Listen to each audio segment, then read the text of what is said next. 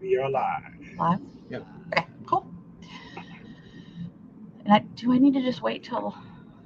Till all of the people show up. Oh, no, it's a good start. Okay. Corey needs his fan page to show up. All right, super excited, you guys. We've got the amazing Dustin Bingaman, incredible Corey Anglin. You guys are probably my rock stars for sure. Two of He my is, for favorites. sure. Thank you very much. Thanks for joining our Facebook Live. Live and in action. You guys have a great When interview. do we get Corey wants to know how many people are watching him. This is a big deal for him, okay? Well, right now it shows 2, but I don't know how accurate Okay. that is. Okay, well, there's going to be more, okay? There's going to be more because yeah. a lot of people were. Now there's 4. It's just going. Bam, bam, bam. It's popping They're up on like, everyone's Corey screen. and Dustin, we are. Oh, my goodness. I'll see you Captain guys on the other Authenticity side. says And it's all all the about the details. intention, guys. It's all That's about right. the That's intention right. and the passion. So we're recorded. This will go in the archives. Down in history, baby. Absolutely. Tell us when we're up, kid. You're up. Cool. So I have the pleasure today to interview Corey. I coached Corey last semester. There's a lot to this man's story, and I'll let him share a lot of that. So, Corey, I want you to just, first of all, introduce yourself, where you're from. I want you to talk about your tenure in the business. I want you to talk about how you found the CORE, and then we'll just kind of continue down this road. Well, first and foremost, Dustin, it was amazing having you as a coach last semester. Learned so many tactics and so many new ways to. I sent you that Venmo right now, so thanks for saying that. I got you. Absolutely, absolutely. So it was just a great experience. But first and foremost, just thank you to the CORE for changing my life. I mean, the CORE has really showed me what it means to not just be a banker in the industry, but to do it with class, build a team, save, give, and all of the things that I'm still learning and trying to master. But the CORE has been instrumental. So about me, my name is Corey Anglin. I'm a branch manager with Fairway Independent Mortgage in the Northeast. So I have a branch in White Plains, New York. I'm a husband, I'm a father, I'm a community leader, and I'm super passionate about finance. I mean, I love what I do, like all of us. And, the mission has been to change communities, especially communities of color, because they've historically been marginalized. So, I'm just here to play my part and to make a difference. I've been in the industry for 19 years. In the CORE for 4 years, and continuing to build, that lineage and journey, and being a soldier and learning to grow as much as I possibly can. Cool, man. So I love you adding into the community leader. Talk to me a little bit, because I don't know if I even know this. Talk to me about some of the things that you're doing within the community specific. Absolutely. So I'm a member of a variety of different local organizations where we're teaching economics independence. We're teaching people not just how to leverage real estate as an asset class, but how to build generational wealth in our lifetime using real estate. And that starts with teaching, the fundamentals of credit, right? How to build a portfolio, not just a primary residence, but a second home, possibly adding fix and flips to the portfolio. Really teaching a lot of the women in the community, not that they need our leadership or teaching, but just helping them to continue to be the leaders that they are. Because as we all know, women are the true leaders of the household. So giving them the empowerment, the tools, the access, so that they can make informed decisions and continue to lead their family. So, little things like that. I'm just playing my part, but trying to make a difference. Sounds like the Wealth Accumulator was a perfect fit for you when Rick launched that. Probably fit right into things that you were already doing. Absolutely. And to be honest, I'm still day by day, trying to use it more in every meeting, but it was a perfect compliment being able to take that and show people that picture of building their 401k, investing in stocks, using real estate, how they can leverage different down payment options. So it was a perfect fit for me. I love the Wealth Accumulator. I always say one of the few things that we do a horrendous job at in this country is teaching economics and what it looks like to be able to be functional in society. So I love the budgeting and all that kind of stuff. I know I was an absolute mess when I arrived here. So talk to me about what your money looks like today, if you're comfortable, just from a percentage basis of where you were at when you got here, where you're at now, and what that looks like as you're building. I mean, just to touch on it. And it's so funny. Like I looked at every now and again, I'll look at my initial CORE application from the very first summit. And, my cash net worth at that time was like a little under 600,000. It's a little over 3 million now, between 3.3 million. And I've been a CORE student for 4 years. So yeah, continue looking to grow that. And, just trying to get stronger every year. I like it. I like it. So I think that obviously you had a couple of great years as far as the run was concerned in real estate, and we've seen a couple of down years. And I think that what I have witnessed firsthand with you as a student is there is not a willingness to accept defeat. Would you say that that is a good description of Corey? Yes, I will. So as you know, Dustin, last year I had some health related issues that for me were groundbreaking, and it really forced me to come to terms and ask myself, one important question. What cloth am I cut from, right? Because I had to really come to terms with, I have, young kids. I have a 22-year-old and a 16-year-old. And the first thought process was, I'm not ready to leave my children. Definitely Right. not ready to leave my wife. And between my referral partners and my borrowers, I know I was put here to make a difference. And it forced me to really come to terms with how, I adjusted my mental.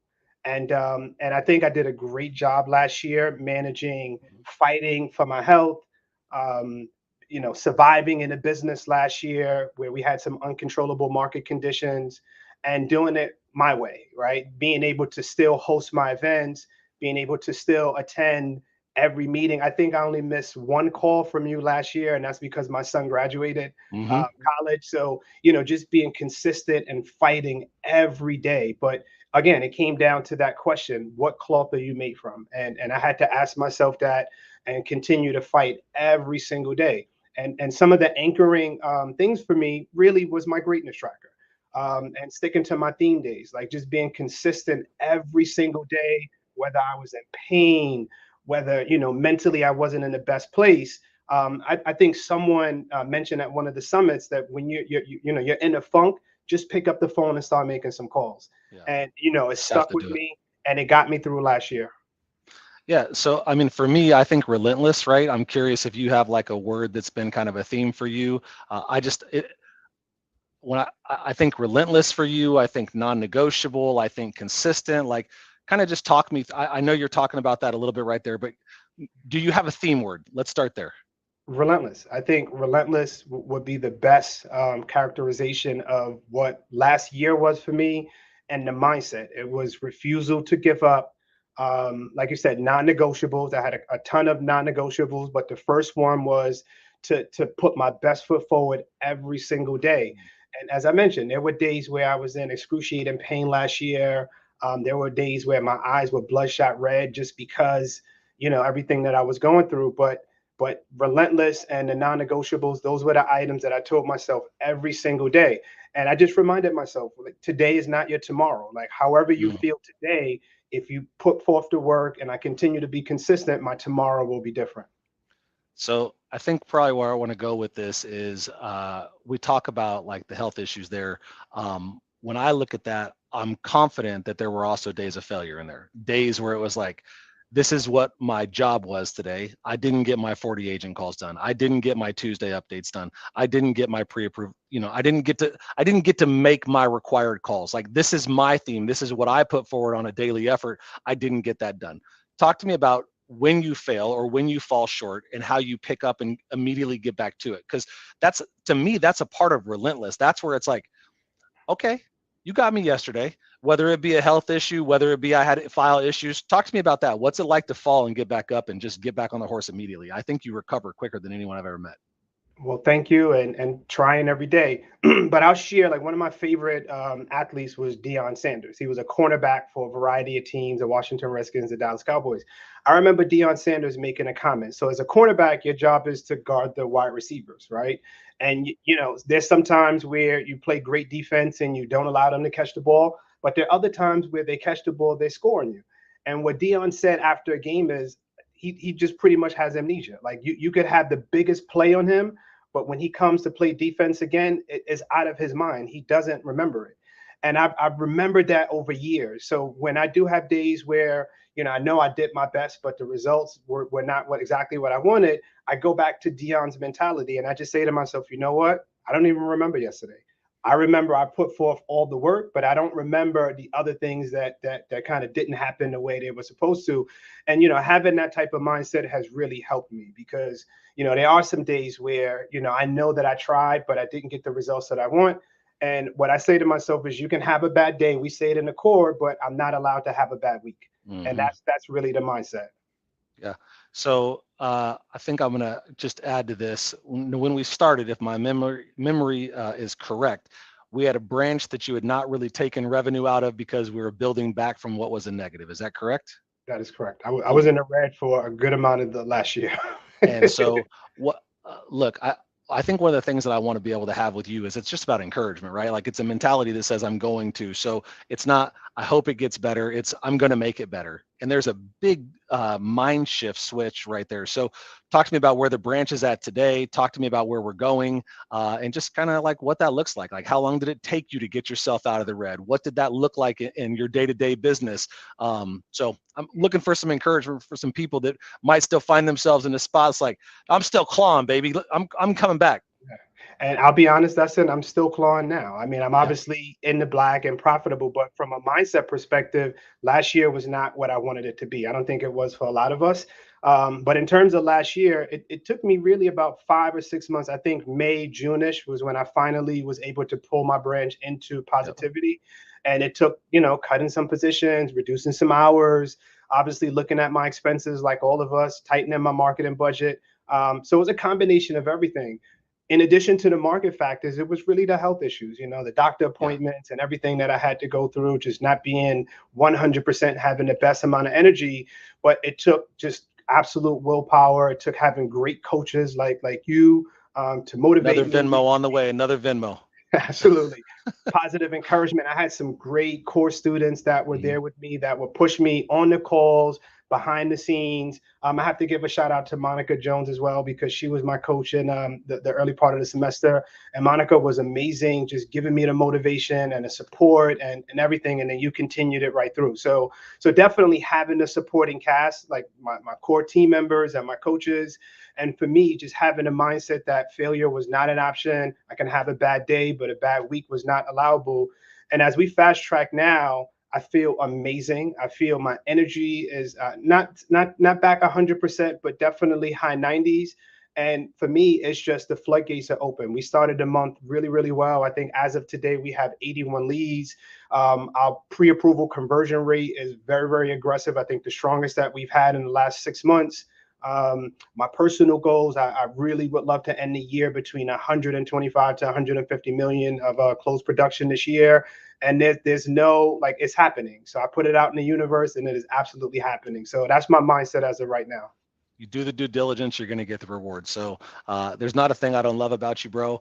I think that what I would close with is just maybe something that would talk to somebody who's a new student. It's very overwhelming at times to be like, all right, I got all these forms to get done. I know you touched briefly on the fall down, just maybe one tactic on a quick recovery that you could be able to give to people and just talk about like, yeah, dude, I mean, sometimes it sucks. You're going to get kicked in the face.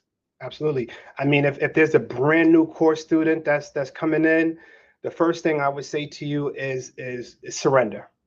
It took me some time to really understand what that truly meant, right? Like listening to Rick, you really don't get it until you attend multiple summits and you hear it over and over.